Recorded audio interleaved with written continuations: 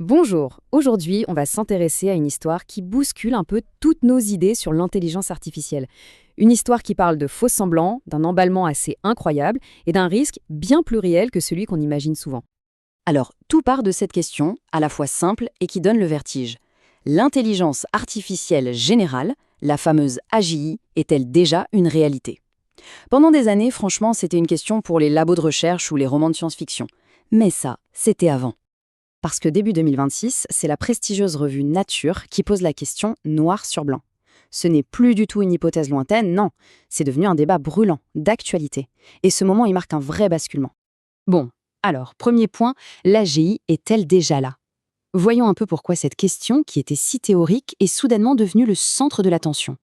Ce qui est fascinant avec ce débat sur l'AGI, c'est que ce n'est pas tant une question technique qu'une question de définition, de concept. D'un côté, il y a le mythe, celui de la science-fiction, une conscience, des intentions propres, une super intelligence, et de l'autre, la réalité d'aujourd'hui, des modèles qui sont capables de faire des tâches dans plein de domaines différents, de s'adapter à des contextes nouveaux, de coordonner des objectifs. On voit bien que le débat a changé de nature. Du coup, le point vraiment crucial, ce n'est plus de savoir si on peut mettre l'étiquette AGI sur un système. Non. La vraie question la plus urgente, c'est qu'est-ce qui se passe quand ces systèmes, qui sont déjà suffisamment généraux, commencent à agir hors des labos dans le monde réel? Et c'est justement là qu'arrive une expérience à la fois incroyable et assez troublante. Moltbook. On peut voir ça comme une tentative de répondre à cette question, mais en grandeur nature.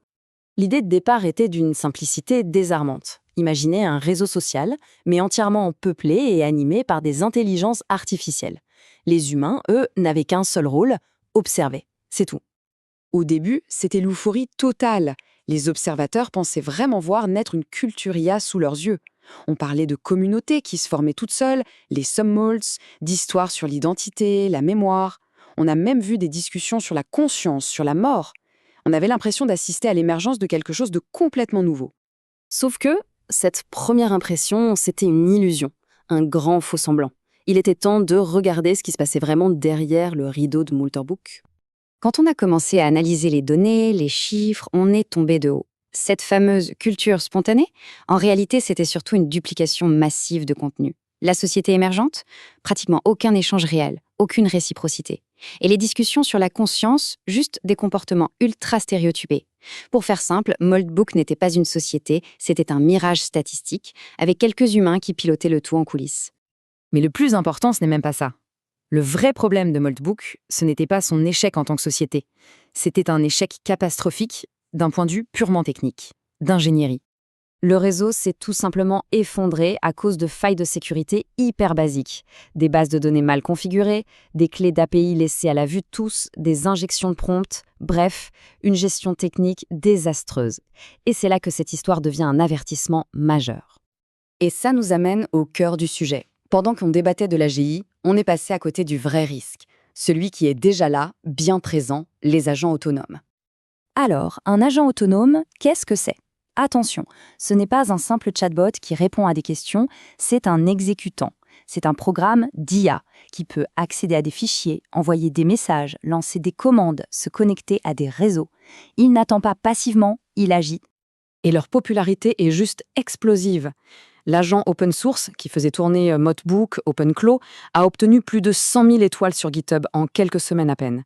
Ces outils se répondent à une vitesse folle, dans la nature, sans aucun contrôle.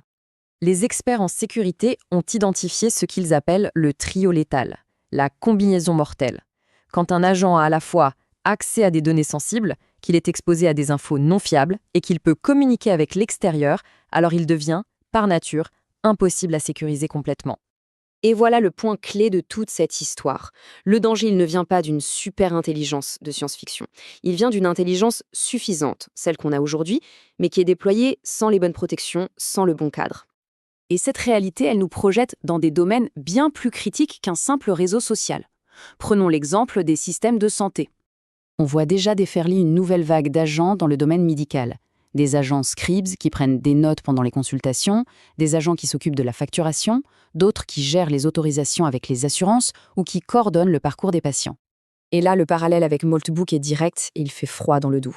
On retrouve exactement les mêmes risques, mais les conséquences sont potentiellement dramatiques. Propagation d'erreurs médicales, des décisions critiques prises automatiquement sans contrôle, une responsabilité qui devient floue et une énorme difficulté à savoir ce qui s'est passé en cas de problème.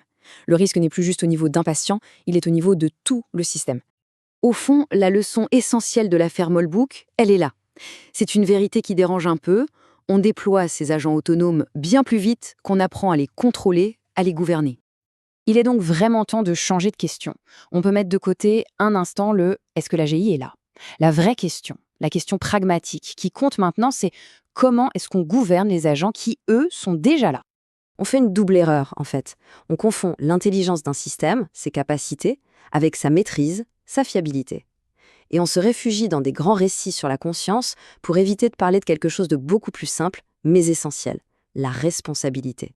Ce qui nous laisse avec cette question pour conclure. Est-on prêt à vivre avec des intelligences qui sont devenues suffisamment générales pour agir, alors que nos cadres, qu'ils soient juridiques, éthiques ou techniques, n'ont pas du tout suivi le rythme? C'est ça le véritable enjeu qui se dresse devant nous.